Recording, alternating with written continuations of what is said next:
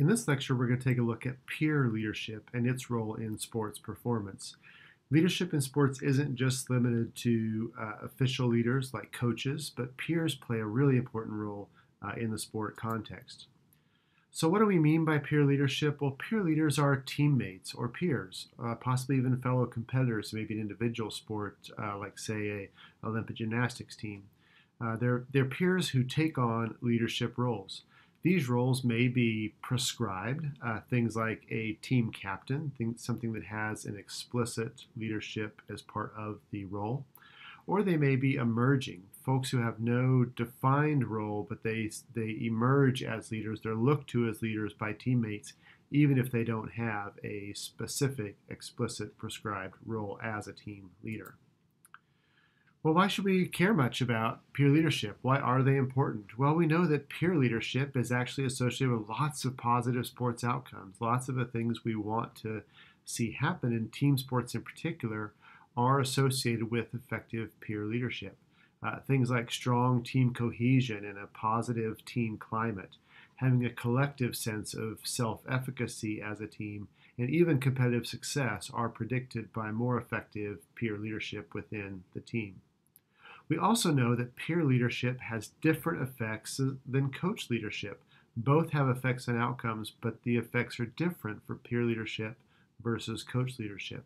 For example, we know that peer leadership tends to be a more effective predictor and more effectively lead to team outcomes, things like cohesion as a team or team climate, whereas coach leadership tends to be a better predictor of individual outcomes, how much an individual athlete is satisfied with their role on the team or their performance has more to do with the coach, whereas team variables tend to have a lot more to do with peer leadership.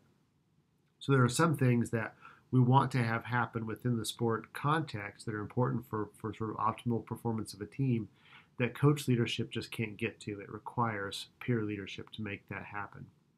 We also know that when we ask coaches, many of them say that peer leadership is a crucial ingredient for success, and they want it to happen. They encourage it to happen.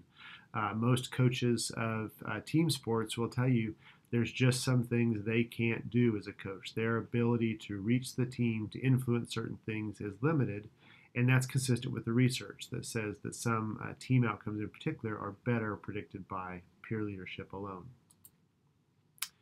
So what is it that effective peer leaders do? Well, they tend to do a lot of things. They tend to demonstrate a commitment to excellence and maximizing their own talents. They're not always the most talented or highly skilled player on the team. They're not always the leading scorer or the best defender or the person who's going to make maybe an all-league team or something or all-American. But they tend to maximize the best of their own talents, so they get the most out of their own abilities and their own game.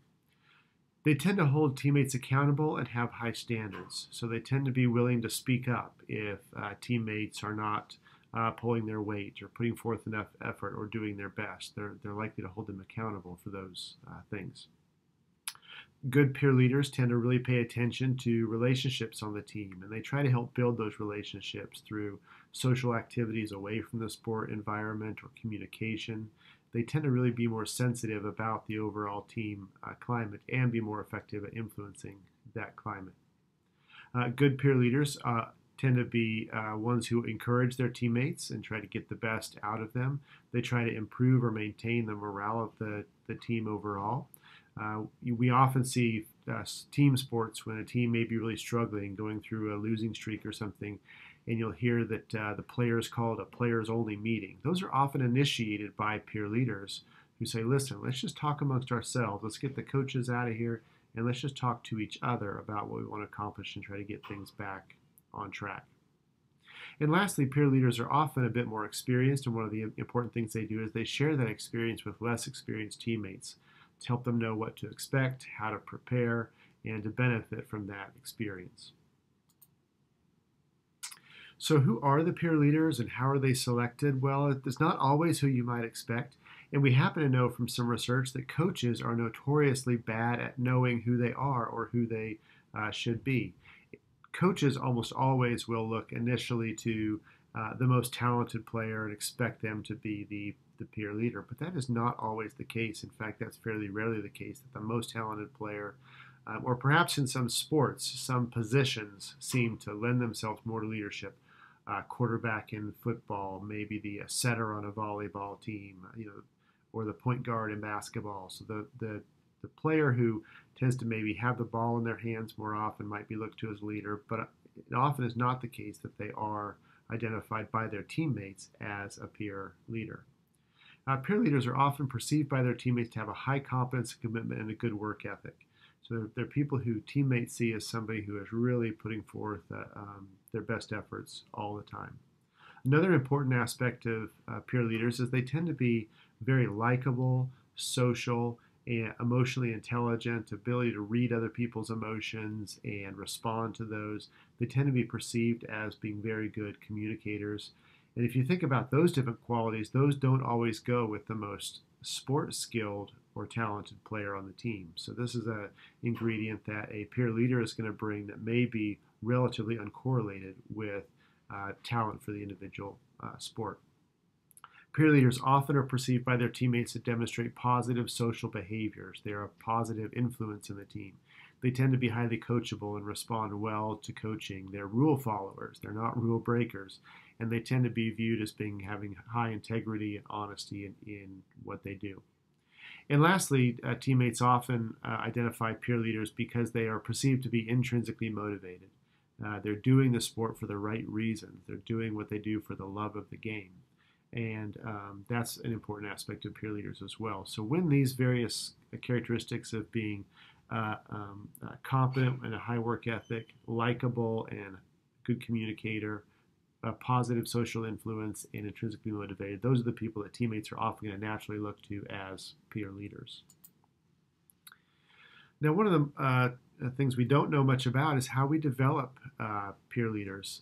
We know that despite the fact that coaches say peer leaders are important, we also know that those same coaches devote little or no time to developing leaders, and probably that's because we just don't know much about how to do it. Unfortunately, the research also indicates that many coaches believe, wrongly I believe, that leaders are born and not made, meaning that you can't do anything to develop leaders, they just are or they aren't. I don't think that's really consistent with the research that we have across leadership in general, and we probably need to shift that attitude a little bit if we want to see more emphasis on developing and training new leaders.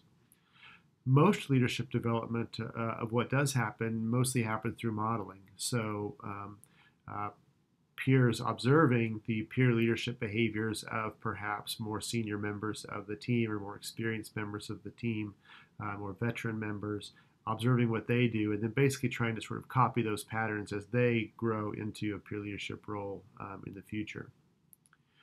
Most development that happens from the coach tends to be reactive, meaning that when something is done wrong or something doesn't work, a failure, coaches will give feedback and help their leaders figure out, well, how can I have approached that differently? How can I do it differently in the future? And that's not the best way to develop, of course.